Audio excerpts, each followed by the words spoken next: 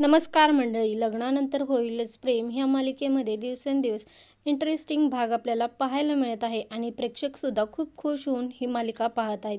तर पुढील भागामध्ये आपल्याला पाहायला मिळेल काव्या आणि पार्थ ह्या दोघांमध्ये पुन्हा एकदा रोमॅन्स सुरू झालेला आहे.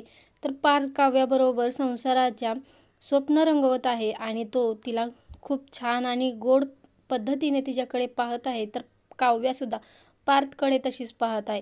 तर हे स्वप्न असेल की खरं असेल पार्थचं. तर इकडे आपल्याला पाहायला मिळेल सत्याचा उलगडा झालेला आहे, परंतु वसुंधरा आत्या हे मान्य करायला तयार नाही की तिने हे सगळं केलेलं आहे. त्यानंतर नंदिनी वसुंधरा आत्याला चॅलेंज करते आणि म्हणते, मला माझ्या लग्नातून किडनॅप करणारी वसु आत्याच होती.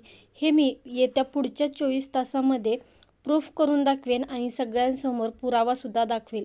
त्यानंतर ती तिथून जात असते आणि रम्या तिच्याजवळ जाते आणि तिचा जोराने हात पकडते आणि तिला पुन्हा एकदा तिच्याकडे फिरवून तिला म्हणते, नंदिनी थांब, तू जर हे 24 तासामध्ये प्रूफ नाही केलंस ना तर तुला हे आमचं घर सोडून कायमस्वरूपी निघून जावं लागेल. त्यानंतर नंदिनीने रम्याला सडेतोड उत्तर दिलेलं आहे आणि रम्याला म्हणते, चॅलेंज एक्सेप्टेड. मी हे चॅलेंज एक्सेप्ट केले आणि मी येत्या 24 तासामध्ये हे प्रूफ करून दाखवेल असं म्हणून तिने चुटकी वाजवून तिची हिंमत दाखवलेली आहे. तर तिची हिंमत बघून रम्या मात्र घाबरलेली आहे आणि रम्याला असं वाटते की सगळ्यांसमोर सत्य उघड होते की काय.